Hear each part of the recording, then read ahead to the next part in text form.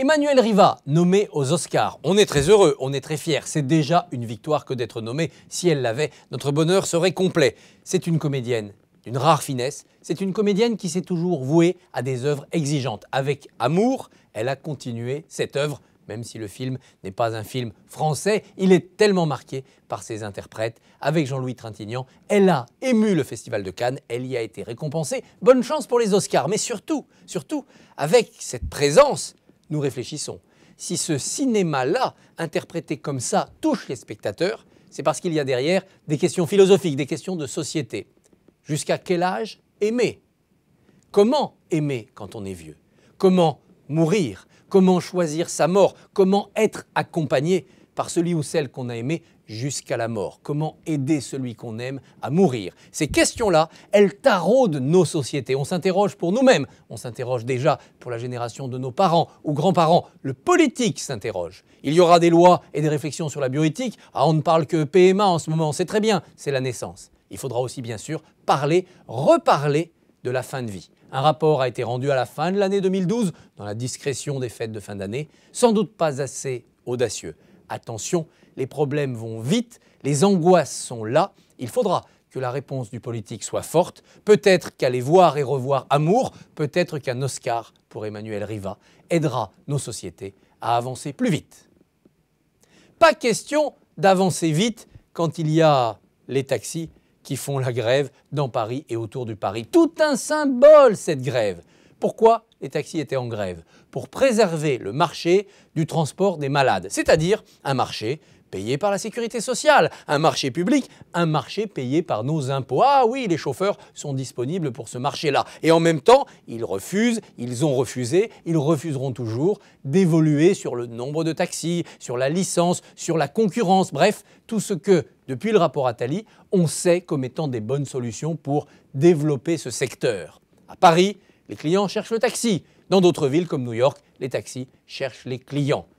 Comment ne pas concilier la volonté d'avoir moins de voitures et moins d'embouteillages dans nos rues des grandes villes et la volonté d'avoir plus de taxis pour circuler facilement en taxi? On devrait y arriver. Cela ferait en plus baisser le prix de la course puisque les taxis seraient toujours pleins.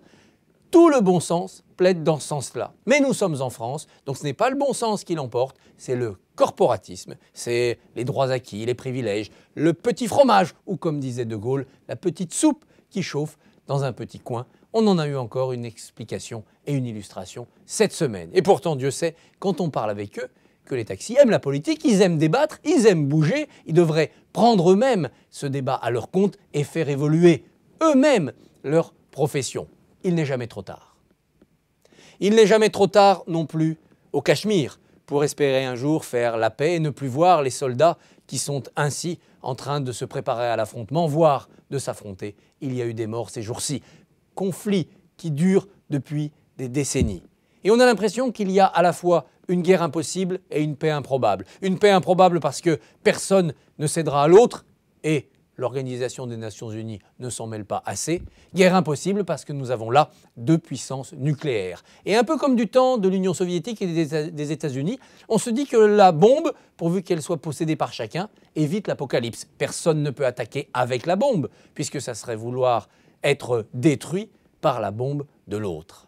Oui, mais cela est bien tant qu'il y a des démocrates, des gens raisonnables, des gens qui pensent à l'avenir. Or, nous avons là-bas une démocratie d'un côté, la plus grande démocratie, celle de l'Inde, toujours perfectible, mais déjà exemplaire. L'Inde, notre grand ami pour le XXIe siècle. Et de l'autre, le Pakistan. Le Pakistan où il y a des attentats, le Pakistan où il y a l'islamisme, le Pakistan où entre l'armée et les islamistes, il y a des liens étranges. Le Pakistan qui est comme une grenade dégoupillée au cœur de la planète. Une grenade nucléaire. Qu'on parle Afghanistan, qu'on parle Iran, qu'on parle Syrie, qu'on parle de tous les foyers dangereux de ce monde, on finit par en arriver à la conclusion que c'est au Pakistan qu'il y a peut-être la plus grande urgence. Ça s'est réchauffé violemment ces jours-ci sur la frontière avec le Cachemire. Ce n'est pas de ce conflit-là que nous viendra peut-être la Troisième Guerre mondiale, mais c'est de ce pays-là, le Pakistan, que le risque est le plus fort et le sera encore longtemps au XXIe siècle.